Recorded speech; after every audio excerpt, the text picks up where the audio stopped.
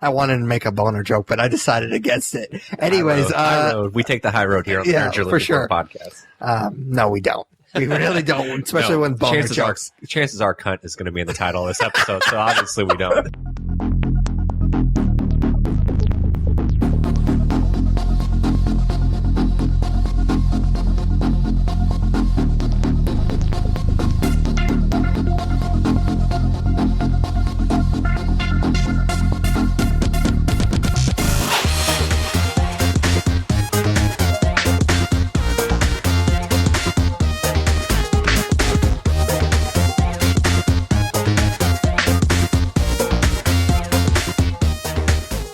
Hey guys, welcome to another episode of the Nerds You're Looking For podcast, a weekly nerd culture podcast that discusses nerddom through various segments. My name's Tyler Hunt, and I'm here with my co-host, as always, Pat Kuhn. How's it going, dude? It's going pretty well. I'm pretty exhausted. It's been a long week. I drove to St. Louis and back in one night, and I just been crazy busy at work and stuff like that. So it's been a long week. I'm kind of exhausted, but as always, I'm looking forward to recording. It's always a good time. It's always kind of the nice thing that we do on every Friday night that I look forward to all week. Yeah, man, and especially in the summer now, it's exciting because almost every week there's a big movie that we get to dissect and talk about, and I'm curious to see, I mean, a spoiler alert for later in the review, we're going to review Alien Covenant, but I'm curious to see what you thought of it because we saw it together last night. For sure, and then next week we're actually doing our second ever video game review. Yeah. We're going to talk about Injustice 2, which I've only got to play a little bit because I've been so busy this week. I've only got to play a little bit. Basically, for those that follow our YouTube channel, what you've seen so far in the videos is all I've played of that game, other than like I did the tutorial for like 10 minutes before I started my first video. I'm hoping that I can get a little bit more practice time because I feel like my fighting style right now is just me jumping, uppercutting, jumping, uppercutting. It's been pretty fun so far. Yeah, I put close to 4 hours in so far. So you've basically beaten the story. I have not started the story yet. Oh, really? Yeah, I've done a lot of different stuff. I've been going through every single character's tutorial. Like, I really want to get a lot better at it because I got a little cocky. And I jumped into one game of multiplayer online and got my ass whooped. Bet. Those guys are ridiculous. Like, yeah. I feel like with like Mortal Kombat, this is made by NetherRealm Studios, which is the same studio. Obviously, by the title of the studio, you would assume it's the same studio that makes the Mortal Kombat games. You would think that I'd be really, really good at those games because I've played Mortal Kombat my entire life. But even Mortal Kombat, like Mortal Kombat X, I would jump in every once in a while. And I've won a few, but generally I get my ass whooped. It seems like the people that get really good at that game like hone in on one character and just master that character. So what I've been trying to do is find out what my character is going to be, and I'm still deciding. It's a lot to take in. Unfortunately, a lot of times with me, it's not a character that I necessarily like. Like in Injustice, obviously you want it to be Batman. Mm-hmm. These games remind me of how much of a non-DC fan I am because I'm going through the story on my videos and I'm like, I don't know who the fuck that character is. Like that gorilla, I don't know who that guy is. You don't know who Gorilla Grodd is? No, I don't. I like Batman and I like Swamp Thing, which I think that's cool that he's in this movie. Sure. That's awesome. Or movie game. And then I know a little bit of Flash. I mean, I've picked up things here and there because I read the big events or whatever, but for the most part, I am not a fan of DC, so I could care less. I mean, I'm going to hurt my nerd cred a little bit, but there's a character or two I'm not very familiar with, like Dr. Fate. I don't know anything about Dr. Fate, but I think all the other ones I'm pretty okay with. I know who Blue Beetle is, but I don't know a lot about him. Yeah. Kind of seems like a douche in the game, so... Yeah, so like I was saying, unfortunately, it's usually a character that I'm not that fond of. I just happen for whatever reason, just the skill set in the game. Like I'm the same way with Mortal Kombat. I love Scorpion, but for whatever reason, I'm usually better at the women characters. I don't know. I think it's just because they're usually quicker in the game, and I generally like those type of fighting characters. So. Yeah, I think, Scorpion's going to be in this game at some point, right? It's a downloadable character, I think. I don't know. I know, well, obviously he was in the Mortal Kombat games, but like they usually are pretty cool about putting just different franchises in some of these games. Like the Alien, we're going to talk about Alien Covenant. The Xenomorph is actually a playable character, and Mortal Kombat XL, the DLC that they came out with later. So I'm assuming that they're going to bring in some characters like that. Yeah, that's awesome. I love that they do that. All right, so we start off each episode by kind of checking in with each other. We call it what we're into. So what are you into this week? So we don't really talk about reality TV shows very often on this show for good reason. Are you going to talk about Impractical Jokers again? No. I am not. But I did recently find a reality TV show that I really I know what you're talking about. Yeah. This got ruined for you whenever we went out to dinner with our wives last weekend. But there's not many shows that my wife, Brittany, and I watched together. But she came home one night from her sister's house, and they had been watching a show called Naked and Afraid all night. And she basically told me I had to watch it. And I was typically, I'm an awful husband. When my wife tells me something's good, I immediately think it's going to be bad. And because most of the time it is. Yeah, in your defense, she does kind of have terrible taste. Yeah. I mean, I like Brittany a lot, but she does have terrible taste. She has a really weird taste in movies and TV shows. So I was immediately like, all right, this is going to be awful. So I'm just playing on my phone, not really paying attention, but I'm kind of watching out of the corner of my eye, and I really dig it, actually. I watched one with her, and I was kind of hooked on it. And if you aren't familiar with Naked and Afraid, it's a show on Discovery, and it's basically a survival show, but these people that are on it aren't doing it for any type of prize or anything. They're basically just... They get paid for it. I know they get a couple $1,000s for, I guess, I'm assuming, missing work, but from what I understand, it's not... it's not survivor money. No. So basically, on Naked and Afraid, there's two people. There's a male and there's a female, and they're dropped in some weird location, and they have to get naked, and they're allowed to each bring a survival item, and they have to last 21 days. And that's basically the gist of it. So to me, it's like Survivor on steroids. I don't want to say real Survivor because it's still a reality show. I mean, I'm sure there's a lot of different editing and cutting techniques that are lead you to believe certain things that maybe aren't necessarily true. But I was really into Survivor when it first came out when I was younger, and I kind of got away from that show because it focused more on the drama between these people as opposed to actually surviving in this situation. So this is kind of a more gritty type feeling to me, and the fact that they're naked too makes it a lot scarier because they'll show like getting bug bites and stuff like all over their ass cheeks, and that's just terrifying to me, and it makes me want to gag just thinking about it. Not to mention what crevices animals could get into and or bugs. It's just disgusting. But it's crazy to watch these people do this. It's not typically like your run-of-the-mill person. Like they're not getting somebody who works at McDonald's and somebody who works at Walmart, and they're going out trying to survive 21 days. Typically, the people they get are have some kind of outdoorsy skill or trained in some way. But it's crazy, and this show makes me feel like a total pussy. So I watched a few of these on my own, and then Britt and I started watching also Naked and Afraid XL. Yep. Which this one feels more like Survivor to me. It follows 4 groups of 3 people, so 12 people in total, trying to last. Oh, hey, we got something math right on this show, by the way. But 12 people lasting 40 days in some weird jungle or whatever.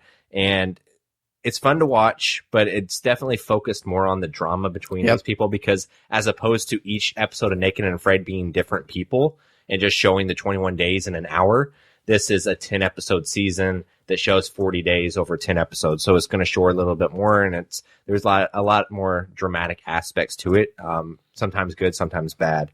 But all in all, I think it's a really cool show, and it's a lot of fun to watch. It's really non-committal. You can just like pop it on and watch an episode and not need to see the episode before it, like a lot of the stuff we watch. So it's kind of cool to have a show like that in my revolver of shows that I've been watching. So I guess if I had to sum it up, I would say it's a really good version of Survivor. Yeah, this was a show that I actually watched for a while there. I kind of got into the routine because I think it was on like Sunday nights. There would be a new episode on Discovery, and it was right around the time that I would like post the episodes and stuff, like my old schedule. And so I kind of got in the routine of my wife was also is also a big fan of this show, or was a big fan of this show, and she got me in very similar to the way your wife got you into this show, where she started watching it. And my wife watches a lot of stupid TV, so I kind of take her opinion as far as TV is concerned with a grain of salt. So she kind of slowly got me into this show, and it was, like you said, something that you don't necessarily have to pay like that close of attention to. So I would like post the episode and stuff like that while I was watching it.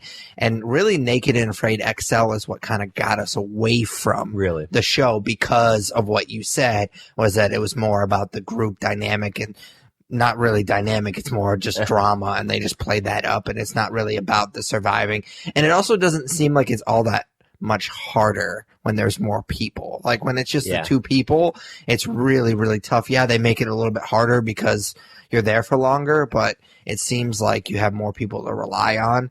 It's not just two people. I've like literally watched shows where that first person will like bail in like the first day, and then one person will just basically stay the whole time by themselves. And obviously that seems really hard, but at the same time, I can't shut that part of my brain off that knows that it's a reality show, and that knows that there's cameraman and there's producers, and there's, I'm sure, a director or some kind of people there, a crew there. So they're not by themselves. I mean, they're by themselves at night. They do make that pretty clear. Yeah, I've seen that in some articles I've read. Is that they're definitely by themselves at night. That's why they're the personal cameras with them. But during the day, they have a crew. Oh, yeah. So, I mean, they have medics and stuff like that. So they generally, from what I understand, stay away from each other. Like the crew stays out of it for the most part, unless there's something that drastically happens. Like there was one episode I watched where they had to force the woman, they had to kick her off the show because they thought that she was gonna murder the guy that she was with. Like she threatened him with a knife, and she was acting like super cray. And so they basically told her that she couldn't be on the show anymore. Man, that's crazy. I watched an episode last night where they made the guy go get medical attention, and he had to leave. But yeah, that's absurd. People get crazy, I guess. Whenever they don't have food and when the hungry, like, I wouldn't be able to survive for sure. But yeah, it's an interesting show. I would stay away from Naked and Afraid XL though. I definitely agree with you. So what are you into, dude? I am also into a TV show. It's a show that we actually reviewed the first season, Master of None. Season 2 came out, I think, last Friday. It was, I'm almost positive it was last Friday. We talked about this when we reviewed it, or at least I talked about, I kind of wish it would be one and done, just because the first season was such a nice, tight story. But now that I've seen season 2, I'm really glad that it wasn't. It's not perfect by any means, especially the first episode really was kind of tough to watch. It felt, maybe this is unfair because it was just black and white. It was just a black and white episode. Oh, wow. But it felt like it really wanted to be an episode of Louis.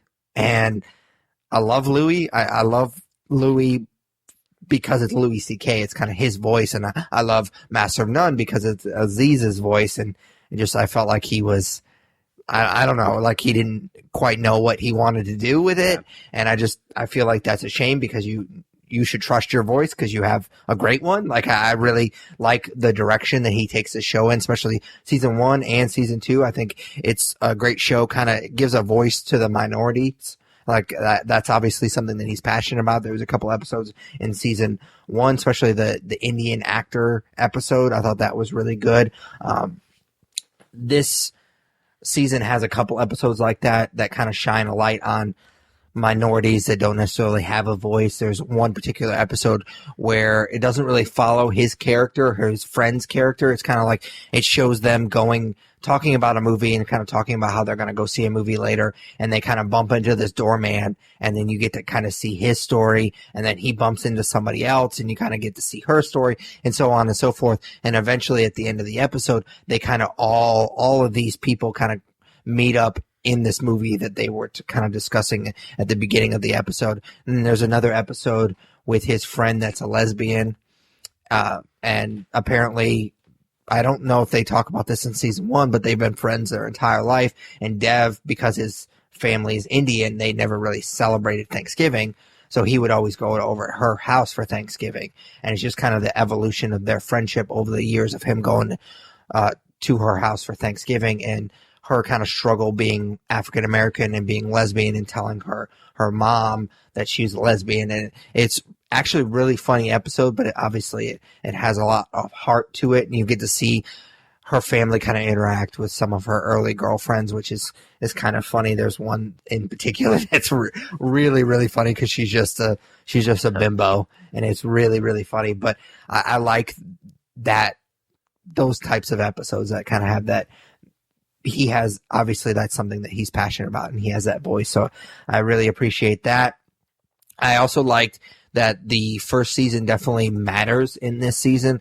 Like, you start off with Dev in Italy, and there's a couple of episodes where he's in Italy because at the end of season 1, you see him flying to Italy. So I appreciate that mattered, that they didn't completely forget that. And I also liked that the episodes in Italy weren't just an excuse to film in Italy, which I'm not sure if they actually filmed in Italy or not, but I would be shocked if they didn't. It felt like what happens in Italy actually matters later in the season. Like he obviously meets somebody there that's the big relationship throughout the season. So I appreciated that. And I just really liked how this show is very similar to what we've talked about with Love and You're the Worst, where it kind of straddles that line between a comedy and a drama.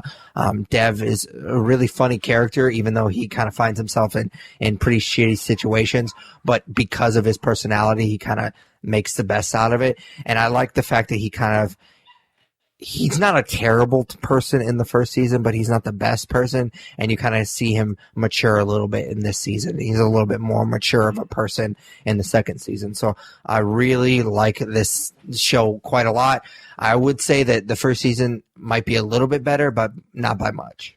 Yeah, I'm pretty behind on some of my Netflix shows. Like, I haven't watched the second season of Love yet. Yeah. And I haven't watched the second season of Master of None yet. And those were both shows I really liked. I think I liked Master of None quite a bit more. So I'll probably watch the second season of that over this weekend because I'm really looking forward to it. But I do need to watch the second season of Love as well. You brought that show up, I know, a couple episodes ago. So I'm a little behind. For sure. All right. You ready for comics? Yep. What'd you read this week? So I was going to talk about Secret Empire. But then you told me last night you were planning on picking up Secret Empire, so I read something else. And I feel bad because I have talked about this comic a lot, but it's so ridiculously good in my opinion. I just find myself consistently invested in wanting to discuss it, and that is Daredevil. And I'm going to talk about Daredevil issue 20. It just wrapped up a smaller arc where it kind of explores how Daredevil got his secret identity back. So what's cool is all of the story and all of the secret identity stuff it centers around the Purple Man, who I think is a really awesome and a diabolical villain. He was definitely the best part of Jessica Jones, in my opinion, that first season of that show. And it's a spoiler alert, it's a huge bummer that they end up killing him off because he's just so menacing. And you know, basically, if you don't know who the Purple Man is, he can control you. He tells you something, and you basically have no control, and you have to do it. So, in this book, he's especially menacing because he asks people that he's controlling what their breaking point is or what they could never see themselves doing. And then, of course, he makes them do it and then makes them live with it after he's done with them. And there's kind of a horror element to the character as well. And then he can make you do these awful and disgusting things just by speaking to you. And there's like this one part where he threatens Daredevil and he says he's going to make him eat somebody or whatever. And that kind of stuff teeters the line of horror for me. And I thought it was like a cool genre to kind of bring into this Daredevil storyline. But as you can imagine, these kind of Kilgrave powers of persuasion play a certain role in Daredevil getting his identity back. I'm not going to spoil too much else, but that does play a big part in it.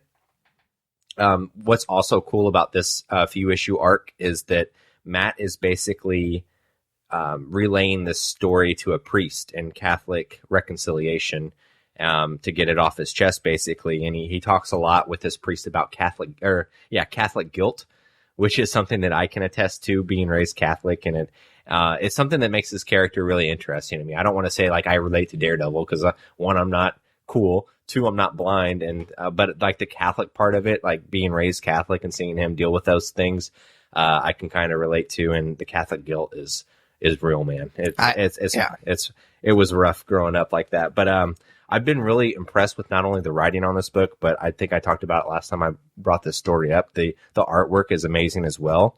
A new story arc starts with issue 21 now. So if you have not jumped in, I suggest you jump in now because it's at a fresh point where you could and still really enjoy it. So I definitely agree that you aren't cool.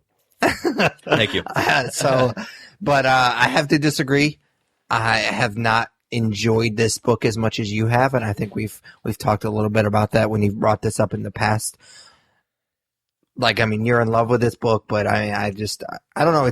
I've been hot and cold with it. I really enjoyed the first story arc, with 10 Fingers, but it didn't really end the way I wanted it to. And then ever since then, there's been issues here and there that I've really enjoyed. But for the most part, I did enjoy the Muse stuff from start to finish. I thought that was a really strong arc, and I really enjoyed this story arc. I have not read number 20, but I really, really dug number 19 quite a lot. So I've been happy so far with it. I thought that they kind of took the easy way out with his secret identity stuff. Like they've been teasing it for a while, and I've been really interested to find out why or how he got his secret identity back. And I kind of liked to see a little bit of him being kind of famous, not having a secret identity and everybody knowing that he's Daredevil. I thought that was really cool, seeing a little bit of that. But when they kind of introduced the Purple Man, I was like, okay, well, that's pretty obvious. Like, from what we know of the character, that seems like it's going to be an easy way to go. And I thought they were going to wrap it up in 19. And the way they went in 19 was really kind of off the deep end, but I loved it. Like, it wasn't like and this might sound kind of pretentious, but I don't get surprised very often as much movies and TV and comics we read and watch and all that good stuff. There's not too many times where I'm pleasantly surprised at where they take a story.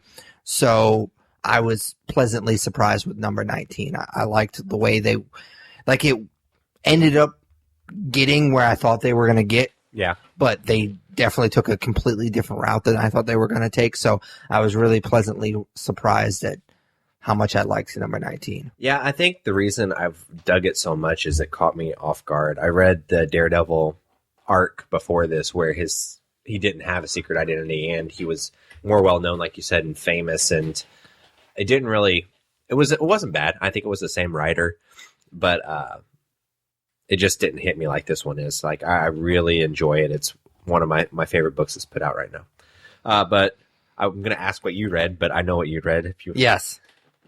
So I was a little pissed because I went to the comic book shop here in Evansville, Comic Quest, which I guess I shouldn't say their name if I'm going to bitch about them well, let's just for a little bit. Yeah, let's call them out, man. So I went there and I talked a little bit about this on my Facebook Live New Comic Book Day video, but all of their Secret Empire number 2 issues were damaged in shipping, and I went through the pile and everything. Like, they were really messed up. Like, not anything that I could forgive. So I was a little bit irritated because I've really enjoyed this book so far. Like, I talked about the 0 issue, which I was pleasantly surprised with how much happened, because not a ton usually happens in 0 issues.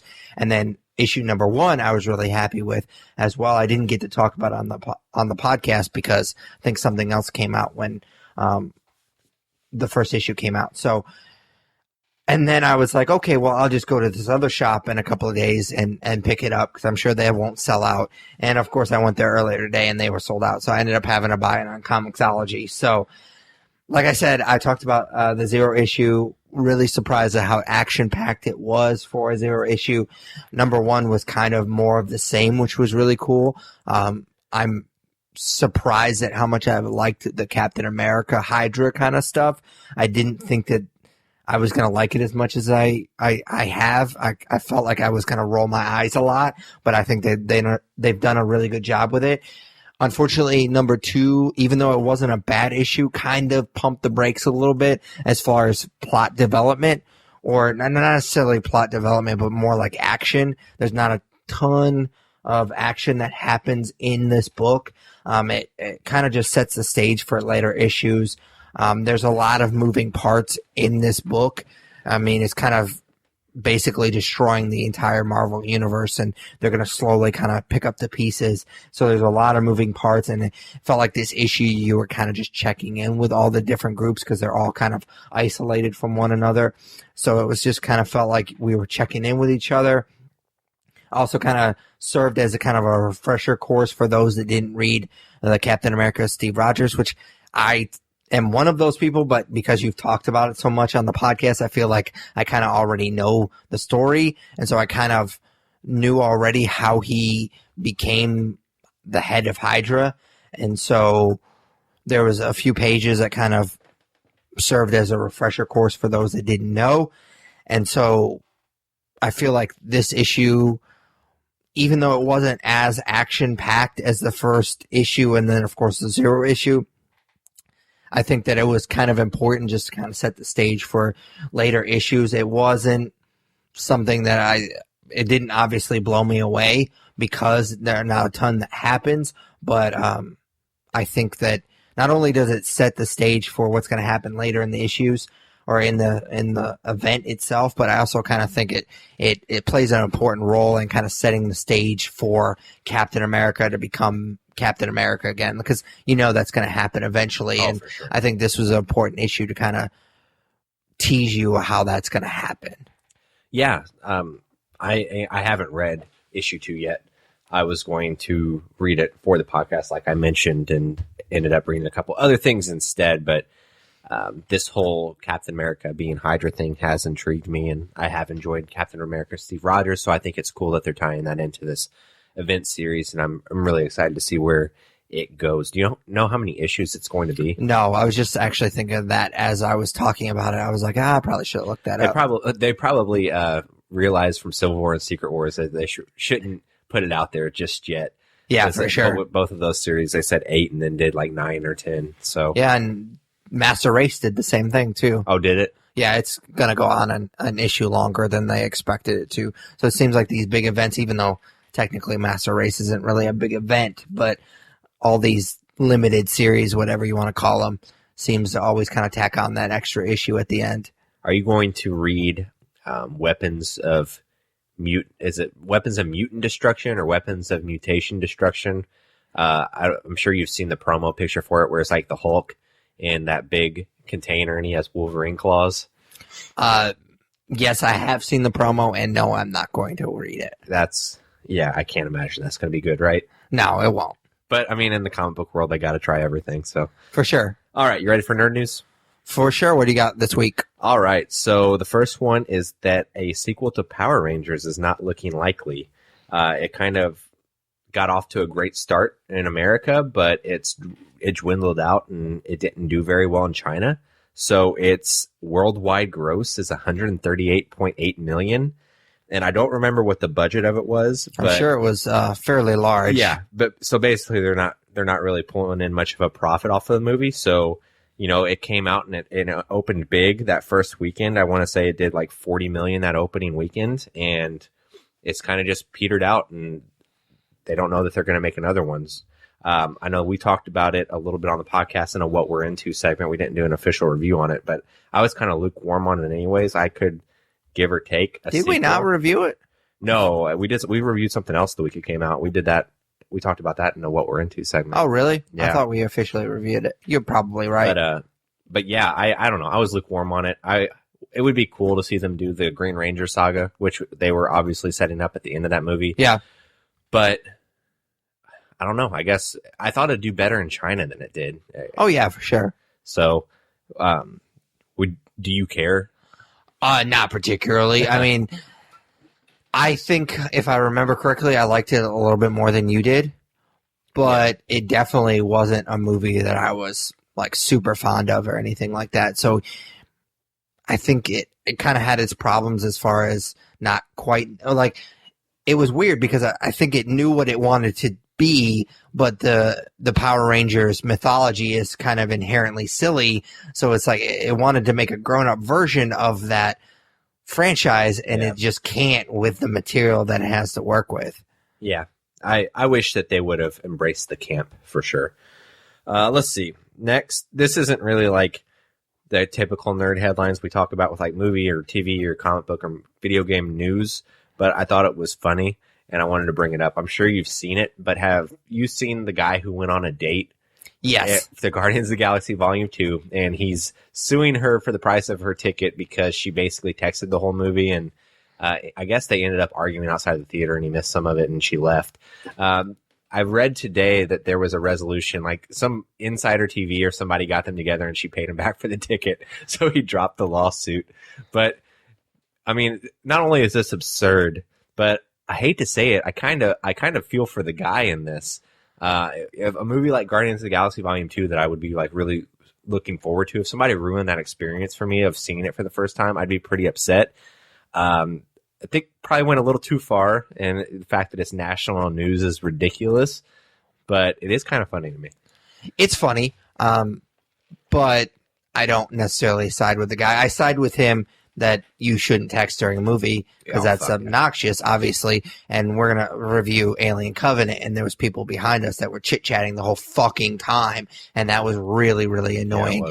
They were talking really bad during the previews. And I was like, okay, it's just the previews. Yeah. And then they kept doing it, but it kind of petered out within the first 10, 15 minutes. If they did it the whole time, I probably would have said something because it was ridiculous. They were ridiculous. That first 10 minutes, it was like a commentary. Yeah, it was really bad. But you don't take somebody on a first date to a movie. That's a terrible first date, especially. And I've read an article where he said like he was really looking forward to it and he wanted to see this movie. I was like, then don't go on a first date. First of all, you should never take a first date to a movie because you can't talk to one another during a first date. That's life advice from Pat Coon. Yes. I like it, man. Anyways, second, especially don't go see a movie that you really want to see on a first date. Yeah. So that's on you, bud. I mean, and it sounds like she was a cunt. So that's on you as well. Yeah, dude, your cunt radar should have told you not to even go on this date. So. Yeah, for sure. All right. I think we just got the title of this episode, Cunt Radar. I don't know if I could pull the trigger on that one.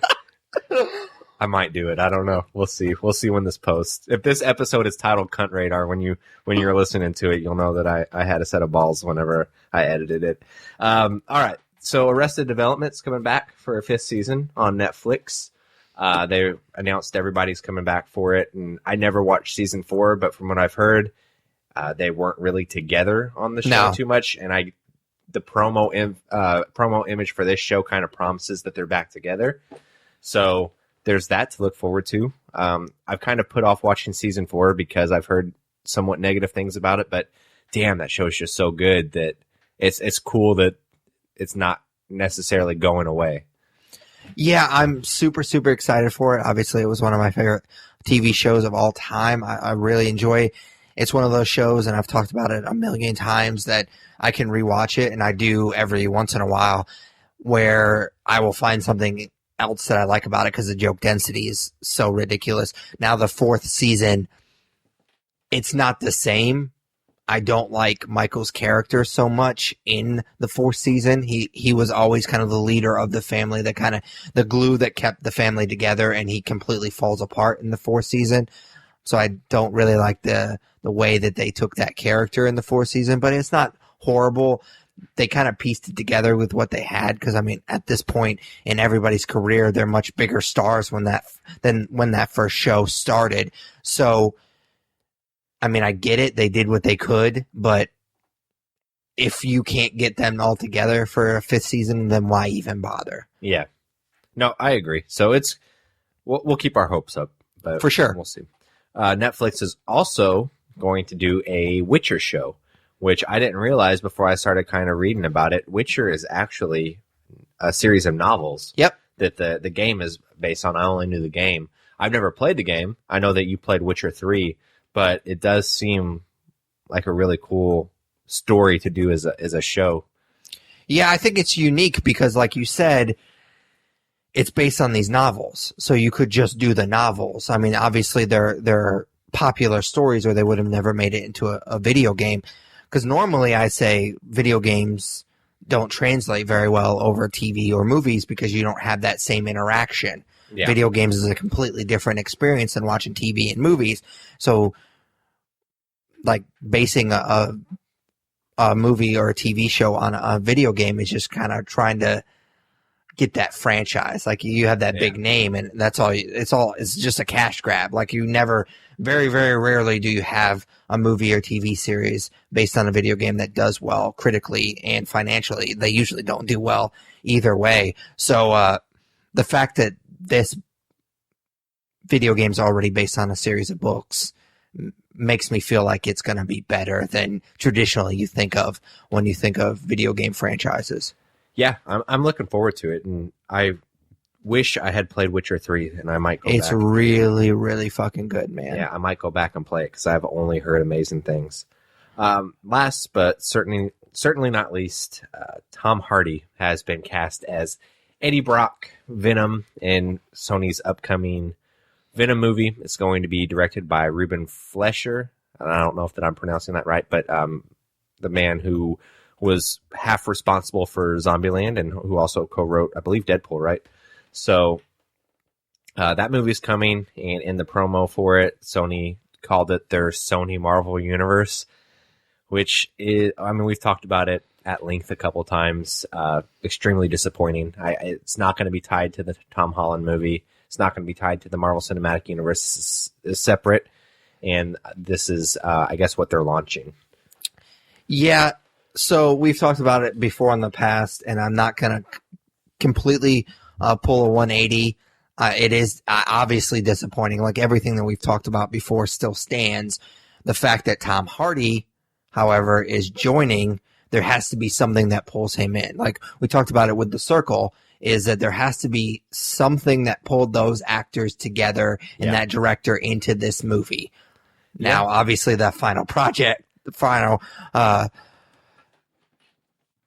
movie in the case of The Circle was horrible, but the fact that they were able to tie Tom Hardy into this character to bring him back into playing another comic book character, which actors typically don't do, especially an actor like him that seems like he only cares about the quality of work. It seems like he would only be tied in if the script, I don't know if they've had a finished script or not, but something had to bring him into this movie. I mean, in all fairness, he was close to being in Suicide Squad. And, yeah, that's true. And was very remorseful when he couldn't play Rick Flag, who was probably one of the lamest characters in that movie. So, one of the lamest characters in a pretty lame movie. Yeah, so I don't know that he has a good radar when it comes to picking movies. Although, I mean, he has a good track record. I will give him that. But unless that was just all for publicity and stuff, whenever he was like, oh, I'm super upset I can't be in this movie, but really he read the script and was like, oh, no, I'm not doing this. So maybe I'm giving him less benefit of the doubt than I should. But hopefully, like, I want everything to be amazing. I want this movie to be amazing. I want there to be a million Venom movies because I love that character. I'm surprised that it was Eddie Brock. I thought that when I saw he was cast, I thought, oh, they're going with like an Agent Venom thing. Yeah. Because that would make sense for kind of his physique and some of the roles he's played before. But I'll be curious to see what they're doing. I would imagine he's going to be more of an anti-hero. Obviously, who's he going to be a villain against? So yeah, we'll see. I believe that comes out later in 2018, if I'm not mistaken. So pretty soon, actually. So yeah, and that just got released earlier today. So we're recording this on Friday night. Yeah. So that was kind of breaking right before we started recording, and I was like, oh, I saw it, and I was like, oh, I probably shouldn't post this on Facebook because I'm sure Tyler's going to bring it up. So yeah. Cool. So that's it. That's all I got for nerd news. All right. So like we've said a couple of times already, we're going to be reviewing Alien Covenant. But before we get started with that, I thought it would be kind of fun since this is my fourth film on my Rotten Tomatoes draft. I thought we'd do a little quick recap real quick. It's funny that you want to do recaps the year that you're winning. Yes. Obviously, we didn't do a whole lot of recaps last year. Well, I mean, I talked some shit when I was winning last year, when I got a couple of 80s in a row. So I I mean, Tyler obviously called me out on it. I only want to do a recap because I want to talk some shit. So, this is my fourth film, Alien Covenant, which it currently, I think last time I checked earlier today, it was tracking at 73%. It's kind of been in that range in the low 70s, high 70s. I think the highest I saw it was like 79%. But King Arthur, Legend of the Sword was your fourth film, which I haven't officially taken the screenshot because we always wait until a week after it comes out. So that would be, well, actually it was today. Yeah. So I just, 28%. I just looked. Yes. So way better than the 9% you sent me when it was first getting. Yes. But still not good. Reviews. But no, absolutely. Not as bad as Suicide Squad, I guess. We thought that it'd be the lowest, but it beat Suicide Squad by 1%, I think. Yeah. So, your first movie, as far as chronologically, was Kong Skull Island. It got 78%. Beauty and the Beast was 70%. Guardians of the Galaxy Volume 2, which is your highest film, which I think, if I remember correctly, was your first round pick. Yep. Is 82%. And then, of course, King Arthur was 28%, which I just haven't taken the screenshot because I got my days confused. So, my first film was Lego Batman, 91%. Logan was 92%. And then Power Rangers, that we just kind of briefly discussed, was 47%. Like I said, Alien Covenant's tracking. I think it has like over 200 reviews and it's 73% earlier when I checked it. So, it's probably not going to move too much. So I'm going to go ahead and say that it's 73%. So I'm looking pretty good right now. In all fairness, you thought you were looking pretty good about this time last year. But I will say I'm more nervous this year than I was last year. Oh, and I'm going to think of something real bad because I got to do the Slave Leia thing at Indie PopCon. No, I was already thinking like, man, maybe I could talk him out of having to do that so he makes my punishment not as bad. No, we've already nailed that down. We've said it on the podcast a few times. I went on a crazy diet. Like, I'm ready to go. Well, if it's something I got a diet for, just give me a heads up like we did with this, please. Oh, yeah, for sure. So, yeah, I just kind of wanted to rub your face in that a little bit. So for those that are kind of trying to keep track, you can keep track on our website, thenerdspodcast.com. Click on the Rotten Tomatoes film scorecard, and then you can keep up. Like I said, I try to post that as soon as I can. I'm a little lazy when it comes to stuff like that, so I don't always keep up with it immediately. I do take the screenshot, like I said, a week after the movie comes out, but I don't always post it right away, but you can keep track of it that way. You can also check out last year's scorecard, which I don't think you would even want to do. Why would you want to do that? But back to Alien Covenant, which was, of course, directed by Ridley Scott, who obviously, I'm assuming if you're listening to this, you know that he directed the first Alien movie. He also directed Gladiator, among many, many others. It was actually not written by him. It was written by John Logan and Dante Harper. John Logan has quite the filmography, and it wasn't a name that I knew prior to kind of looking this up. He actually has written The Last Samurai, which is a movie I thought was really, really underrated. Don't really like Tom Cruise as an actor, but I thought he was actually pretty good in that movie. He actually wrote Rango, which again, underrated. I really like that movie quite a lot. And he also wrote Skyfall, among many, many others. He has actually a really impressive filmography if you ever want to check that out. And then written by Dante Harper, which I think this might be his first film that he's ever gotten a screenplay, first feature film that he's ever gotten a screenplay credit. So he doesn't quite have the filmography, obviously. Alien Covenant is set 10 years after the events of Prometheus. It follows the crew of a colonization mission who, due to a sudden tragedy, decides to explore a previously undiscovered planet. So like I said, this is set after the events of Prometheus, and I kind of actually have a weird relationship with that film. I don't know why I described it like we were like ex-lovers or something like that, but I kind of just have that weird feeling when I think about this movie, and I think we've discussed this quite a few times on the podcast. We are both bigger fans of that film than most Alien fanboys are, and most critics were. I think that movie ended up being like 70-some%, so it wasn't horrible, like it wasn't panned or anything like that, but I know a lot of people were pretty upset with it, and I was in that boat when I first saw it. I really hated it. Like, I was furious after I got out of that movie because it felt like it was an Alien prequel by a guy who really, really didn't want to make an Alien prequel. It was almost like a studio was like, hey, we want this movie, make it. And he was like, I don't really want to. Like, it felt like lukewarm about it. But after I kind of distanced myself a little bit, I don't think I bought it when it first came out on Blu-ray or anything like that. It took me a while to kind of get over that first initial viewing of it. But I kind of rewatched it. I've rewatched it. Excuse me, I couldn't talk for a second there. A few times since then, I've just kind of found more and more appreciation for what it actually is, which is this really cool sci-fi horror film that happens to be set in the Alien universe. It's not a prequel, even though it does happen before the original Alien. It's not that direct prequel that you would think of. So if you can kind of set that aside and kind of appreciate it for what it really is, I think it's a really solid movie. So that being said, I was really excited for this film because it seemed like it was more of that direct prequel that I was looking for and many Alien fanboys were looking forward to.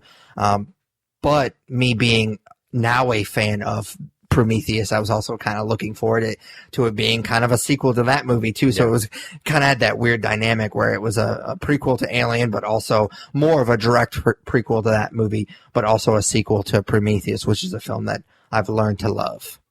Yeah, I was in the minority that enjoyed Prometheus like first go around. I remember getting out of it and really enjoying the experience. And I think it was because I went into it not necessarily expecting an Alien prequel, and I'm a big fan of sci-fi horror, so the elements in that movie really worked for me, and I thought the cast was amazing too. I love Guy Pearce, and then of course Charlize Theron, and Michael Fassbender is amazing in that movie. So I've been looking forward to Alien Covenant as well. I thought that since they changed the name to an Alien Covenant as opposed to like Prometheus 2 or Prometheus Covenant or whatever, that it'd be kind of a more of a bridge between Prometheus and Alien. And we'll get into that with the story. But I was definitely looking forward to it quite a bit because it seemed to be taking a step closer to the Alien direction from the promotional materials. Yeah, so with each review, we just kind of start off with a general overview. We call it broad strokes.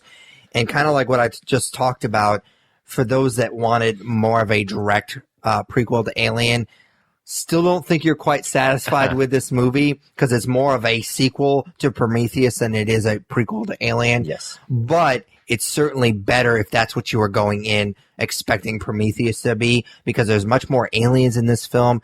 You still have that variation of the traditional xenomorph that you get, which I think they're calling a neomorph. Yeah, like a neomorph or neomorph. Yeah, something like that. Which, I mean, it's better than the Deacon, I think is what they call it in Prometheus. The 10 seconds that you get to see the hybrid between a xenomorph and an engineer in that movie. So you certainly get more of that in this movie. A shit ton more in that movie, or in this movie, than Prometheus. So if that's what you're kind of looking for, you're definitely more excited or more satisfied with Alien Covenant, even though it does feel clunky at times, is the best word that I could think of, to feel like after I saw this movie, that's kind of how I felt about it.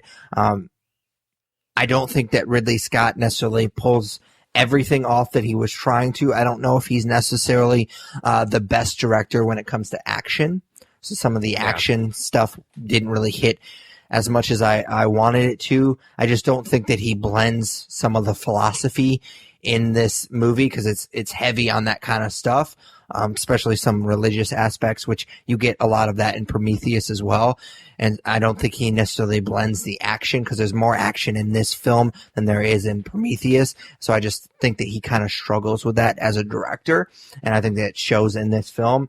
And it's not like an overly long film. It's only 2 hours, but it felt like it was longer than it needed to be. Yeah, I definitely agree with that sentiment. As far as my broad strokes, to me, this movie was basically more of the same, which isn't necessarily a bad thing.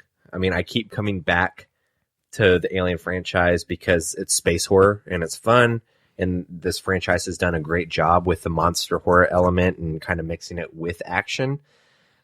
This movie delivered on those expectations. It just didn't take the franchise anywhere new.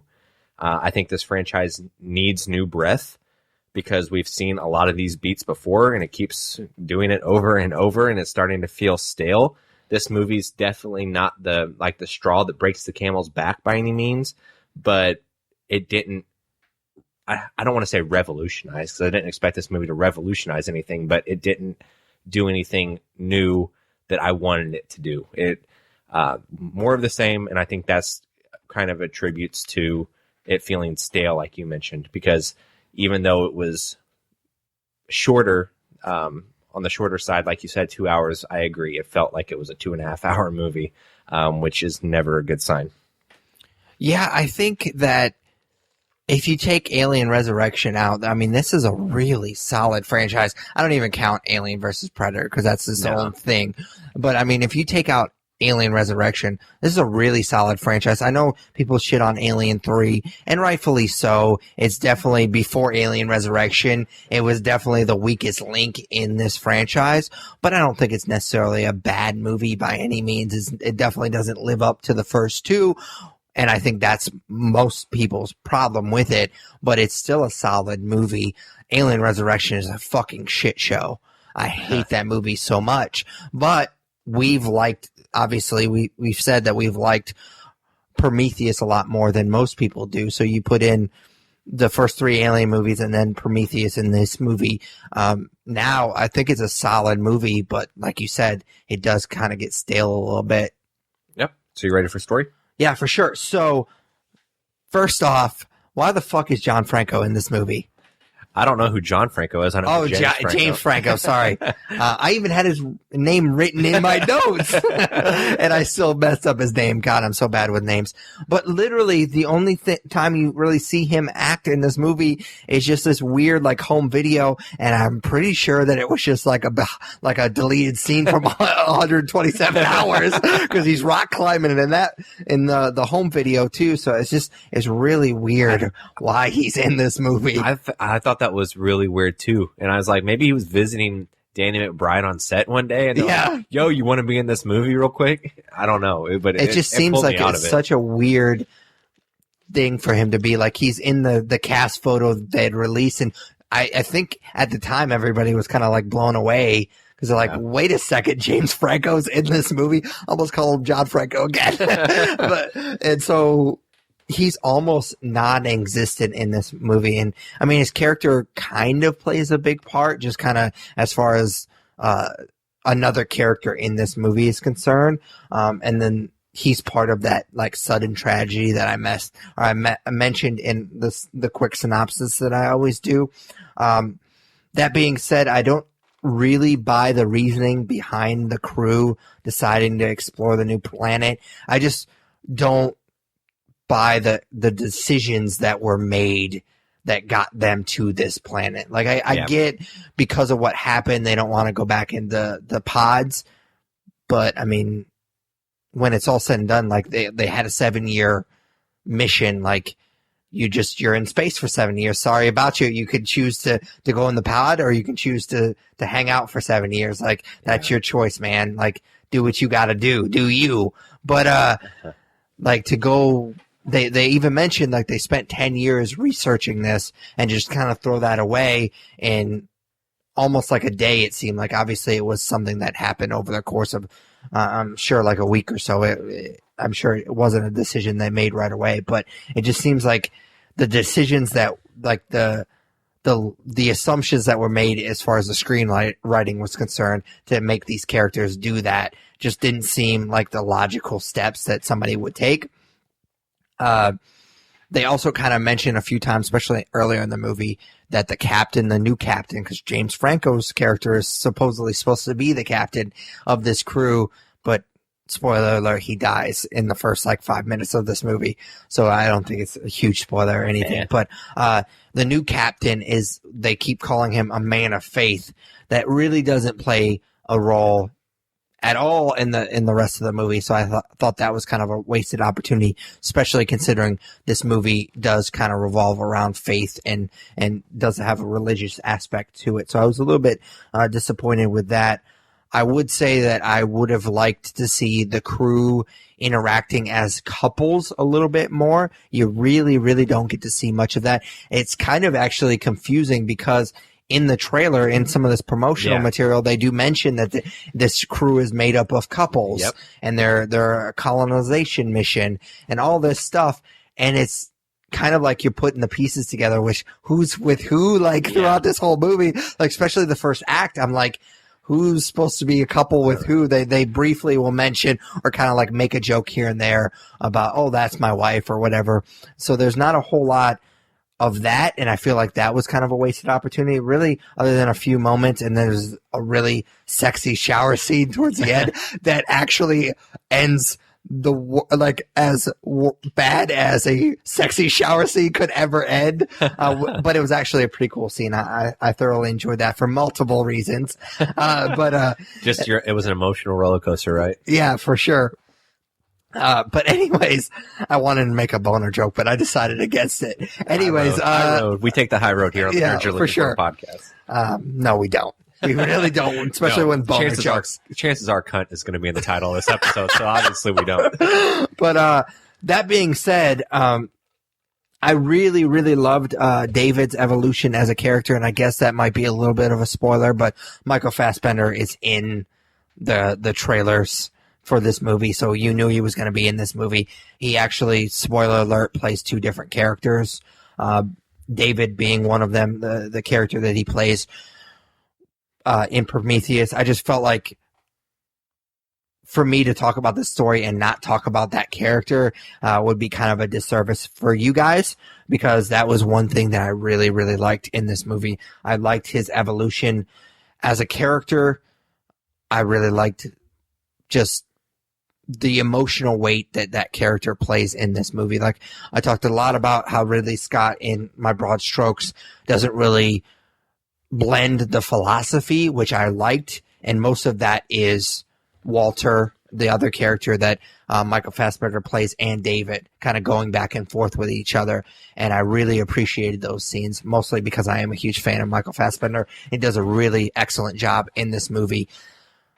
I don't think Ridley Scott blends the action and that philosophy together very well, but I really appreciated that in this movie.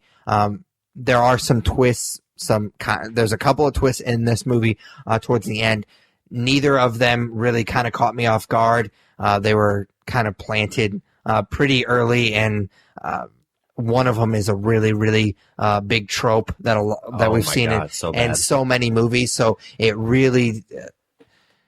I feel like I'm kind of pretentious when I say this, and I said this earlier in the episode, that I don't get caught off guard very often, and I was impressed with Daredevil 19 because it did catch me off guard. This movie, not at all. Not at all. No, I completely agree with that. For me, this movie was pretty standard alien stuff with some cool twists and turns that tied directly to Prometheus I didn't necessarily see coming. Like I mentioned, it was very standard for the most part as far as Alien goes, but I still had fun watching it. The only problem I had with it is that these movies, they have to reintroduce everything and build it up and that's why I think it felt like it took forever. It's just, you have to introduce the crew, and then they have to make the decision to go somewhere where shit's going to go down, and then you have a face hugger, and then it's an alien, and it just on, and that's just getting kind of stale to me. It felt really slow, and it took a while to get where it was going. We know how these things work. We know how the aliens operate. I get that these characters don't, so you have to go through those steps with them, but it's kind of redundant at this point to me. I felt like they've stalled creatively a little bit, and this was just another cog in the alien machine. It's fun to see a movie set in this universe after 5 years since Prometheus, but it didn't do anything for the franchise, in my opinion, and it won't necessarily, stand the test of time, in my opinion, like Alien and Aliens have. Actually, I saw on Wikipedia, and I followed it, the source to the article where Ridley Scott is quoted, as saying, if you really want a franchise, I can keep cranking it out for another 6. He says, I'm not going to close it down again. No way. And I don't know that that's the mindset you should have going into these fucking movies, man. Prometheus and this kind of toy with the idea of who created the xenomorphs. And I don't know that that's a question that ever needed to be presented in the first place. I don't know why they can't just be aliens in deep space. And unless I missed something in the original franchise, they never alluded to xenomorphs being some kind of creation. So no, it was always just, oh, we have this cool space horror movie in Alien, and they kind of figured everything else out as they kind of went along. Yeah, so I don't know why like the bioengineering aspect needs to play a role in Prometheus in this movie. It's not something that I was too keen on. As far as the character development goes, I thought they did a pretty decent job of telling the story of some of the characters that, and they did make me care a little bit. But I don't know if it's because they actually did a good job introducing the characters, or if because I felt sympathetic because they were all either dating or married.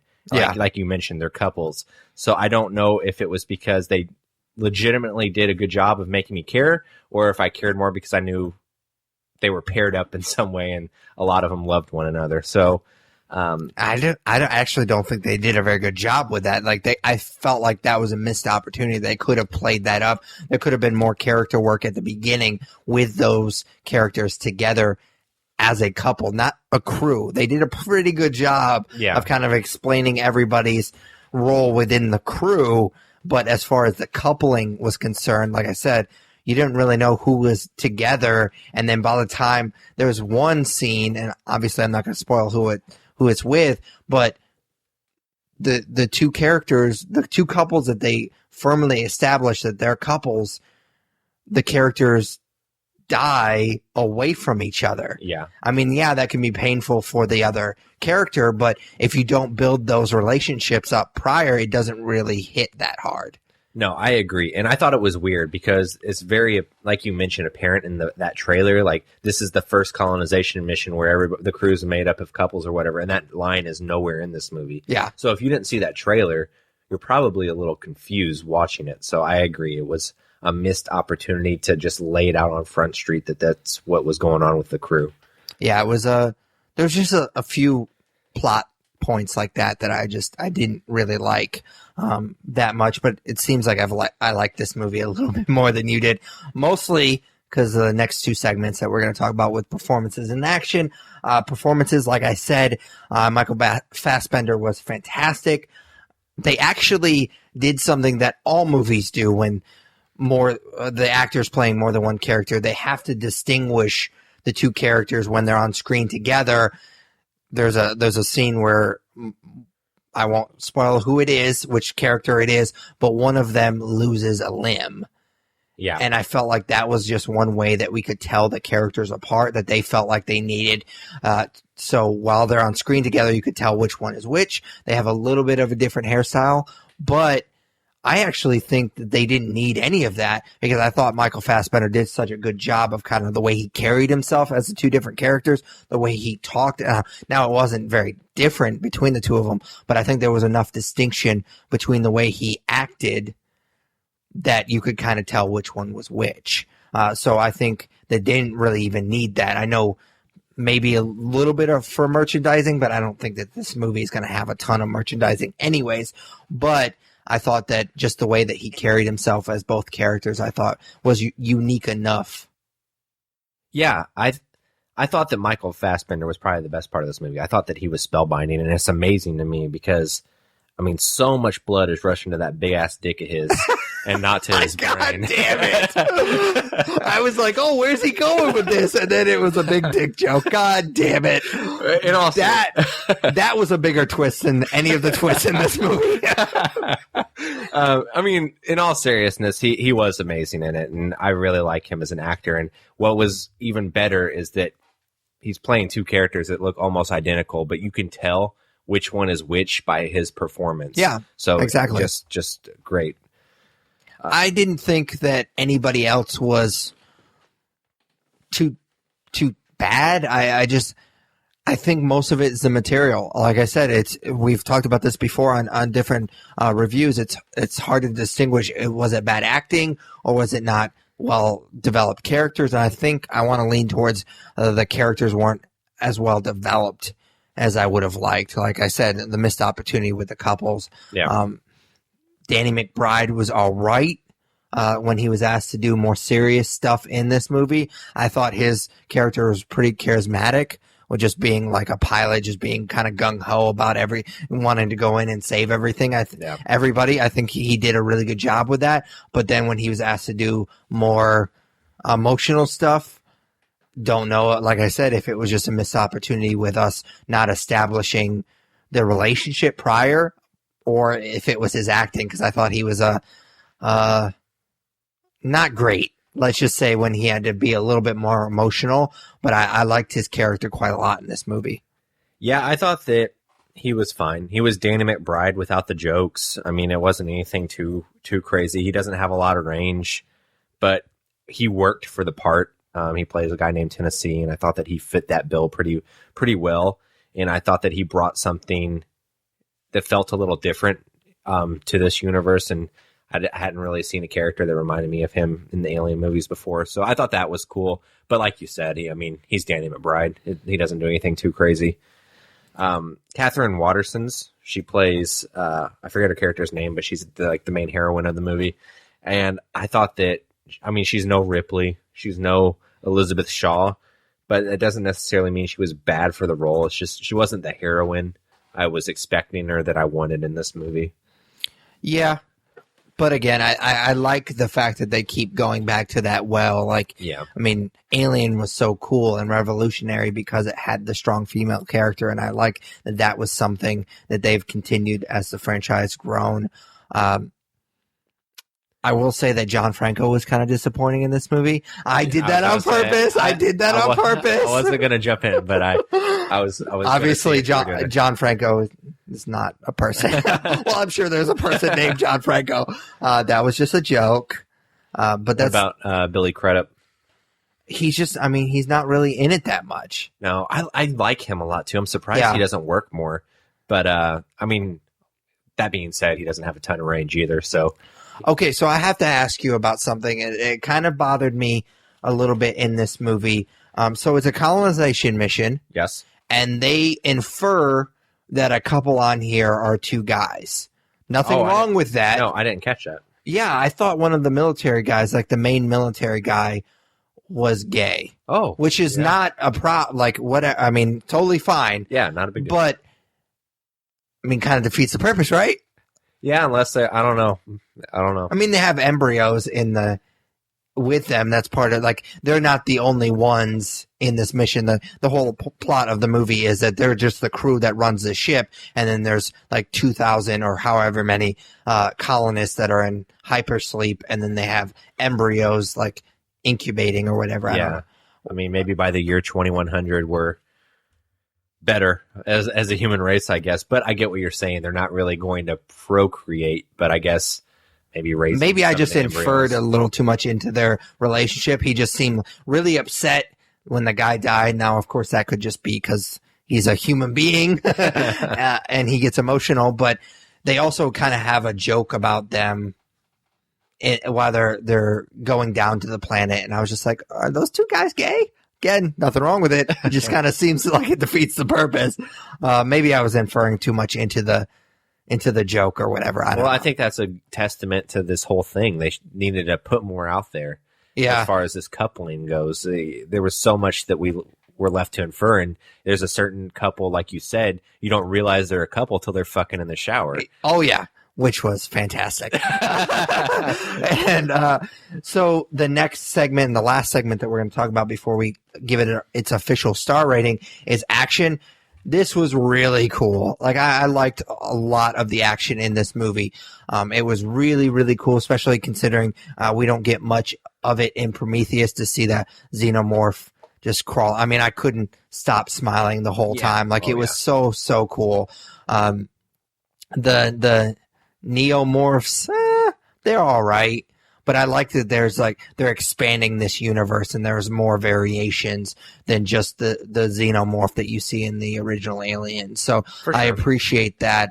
They definitely look cooler than some of the other stuff that they've done in the past, like the variations they've done in the past, especially the stupid Predator morph or whatever the fuck they call it in the Alien versus Predator movies. Have you never seen that? I saw the first AVP in theaters, and I never watched it again. The Requiem, there is a Predator Alien hybrid. Why the fuck not? It's real. It looks real fucking dumb. Real dumb. That's really bad.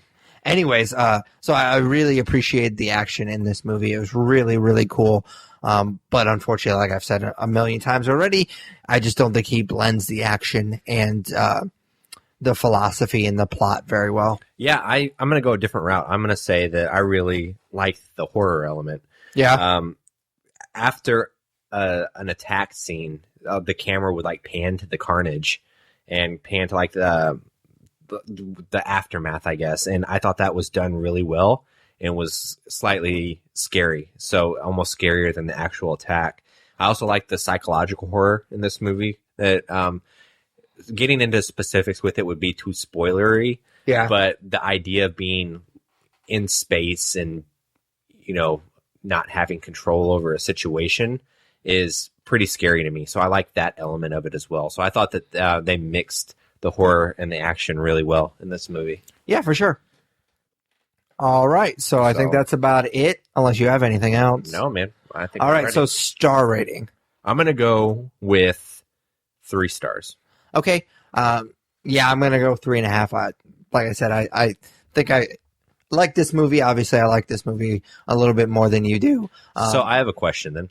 I was not what would the word be? Stalking, I guess, your Letterboxd.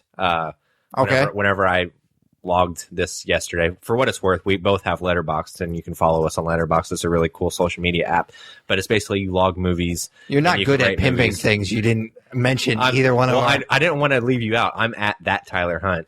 What's your name on there? I think it's just the Nerds Podcast because I usually anything social media I try to pimp us out. No, so I think I just made it the Nerds Podcast. And I want to say we're both linked to our Twitter on there too. Yeah, but either way, you rate movies and I write reviews if you want to, and blah blah blah blah. You rated Prometheus 3.5. Yes, you rated this 3.5. Do you have a preference of the two? That's hard because I've seen Prometheus 6, 7, 8, 9 times, something like that. And I've only seen this movie once. I would probably, because there's more alien in this movie, I would probably give it the edge, but the story's better in Prometheus. I kind of agree with both of those statements. So I was just curious. Do you have a preference? I think probably I need to watch Prometheus again, and I wanted to watch it before Alien Covenant, and I ended up playing Injustice 2 instead. I think probably Alien Covenant. Okay. I think that this is a movie that's going to grow on me, but right now I'm sticking with the 3. All right, cool, man. So nerd favorite? Yeah, nerd favorite. I hate to be too generic, but it's pretty easy to just go with the Ridley Scott portion of it and ask what your favorite Ridley Scott movie is. So I'll give you a sec to think. I don't need it. I'm going to go with Gladiator. Gladiator is a movie that came out in 98? Something like that. So I was 2000. So I was 10 or 11 years old when this movie came out, and this was made for 10 or 11-year-old boys because it's just fucking crazy fight scenes and just absurd action, but also had some heart to it. And it's a movie that I've found myself liking less and less as I've gotten older because really? Yeah, it's my favorite Ridley Scott movie. Obviously, I don't dislike it that much, but I've kind of grown from it a little bit, but it always holds a place for me because I had a buddy in high school. This is like his favorite movie of all time, and he just wears it out, and we would watch it. Is it Mike? Yeah, my buddy that Mike. That doesn't surprise me. We would watch this movie all the time, and I remember it was probably one of the first rated R movies I saw, and I watched it with my dad. And I think I've talked about it on the podcast before, but my dad was the parent that was not about letting me watch rated R movies until I was older. So the fact that he watched this with me was kind of a big deal. So it kind of holds a special place for me because of all of that. And then, it's a cool movie too. It's Russell Crowe before he bloated up a little bit, and him kicking ass in this movie is a lot of fun. Yeah, it's actually kind of funny because I I have a couple of different degrees, but one of them is in history, and I had to take a lot of like Roman Empire classes to get it. Yeah. And my teacher hates this movie. Really? Yeah. He would always talk shit about it. Well, for multiple reasons. Well, I mean, it's not historically accurate because it's a movie, and you don't expect movies to be historically accurate for the most part. And also, he's like, everybody comes to these classes wanting to know about that kind of stuff. And he's like, there's so much more to it than just that. So I think he was a little bit bitter about this movie just on multiple fronts. But yeah, that's a good one. I like Gladiator quite a lot. I mean, he has a lot of good movies.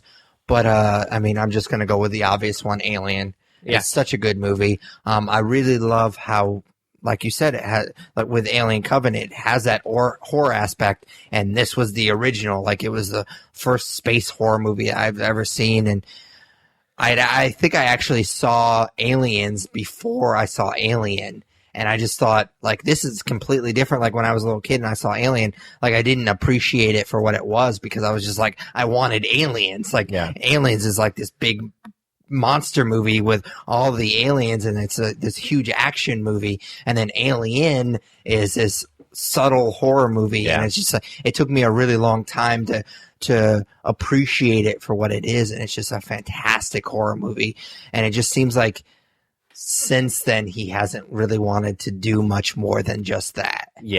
That scene in that movie, the first chest buster scene, is got to be, top 10, top 20 like scenes in movie history, and in my opinion, if we were to ever do that, just because it's so unexpected. And it's a little funny now with the effects, watching the little things scatter away or scutter away, but it's still it's a great scene. The air duct scent, where they, a good one too. That's a little silly nowadays, but I remember being a kid that would scare me. But did you catch the Easter egg in Alien Covenant? Yeah. Mostly because you laughed, and I go, oh yeah, that is a little Easter egg. The little, what do you call those things? Yeah, I don't know what they're called, but the little bird that goes down in the water. Yeah. So it's actually, I think, it might be in the first scene of the Alien movie. Yeah, I wonder how we're still like, what, 16 years away from Alien after Alien Covenant's over, so I'm wondering how those are going to eventually tie together. I doubt that they'll do a direct sequel. Like, I doubt we're ever going to see what happened on that colony or whatever you want to call it that they come to on that first movie. I doubt we're ever going to see a direct sequel or a prequel to that. I mean, Ridley Scott, I didn't realize it. He's 79 years old. Yeah.